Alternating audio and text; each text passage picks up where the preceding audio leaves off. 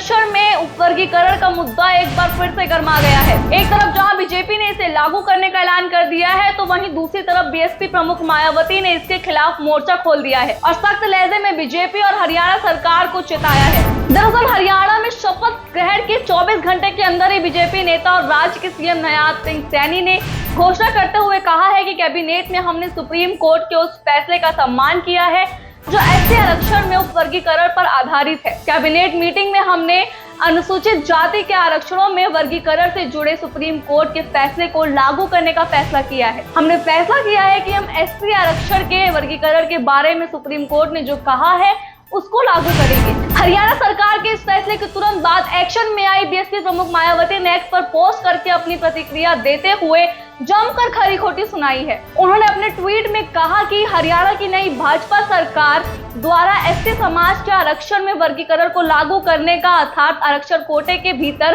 कोटा की नई व्यवस्था लागू करने का फैसला दलितों को फिर से बांटने में उन्हें आपस में ही लड़ते रहने का षड्यंत्र है। यह दलित विरोधी ही नहीं बल्कि घोर आरक्षण विरोधी निर्णय है।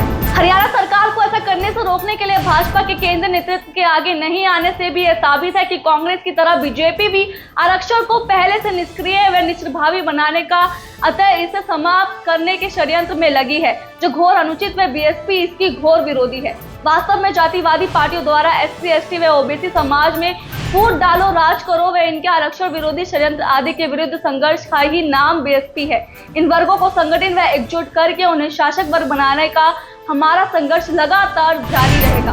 बता दें कि सुप्रीम कोर्ट ने बीते 1 अगस्त एससी एसटी आरक्षण में उपवर्गीकरण का फैसला सुनाया था, जिसके खिलाफ बीएसपी प्रमुख मायावती ने जमकर विरोध किया था, जिससे देश भर में माहौल बन गया था और 19 अगस्त को देश के दलितों ने भारत बंद कर दिया था। केंद्र सरकार ने क्रीमी लेयर लागू नहीं करने का आश्वासन दिया था, लेकिन अब जब एसटी एसटी आरक्षण में उपवर्गीकरण के फैसले को हरियाणा की बीजेपी सरकार ने लागू करने का फैसला किया है, तो फिर से मायावती ने मोर्चा खोलते हुए सख्त लहजे में अपनी बात रखी है। आज के लिए बस इतना ही। आपसे फिर मुलाकात होगी ऐसी और वीडियोस के साथ। तब तक देखते रहिए भारत लोग।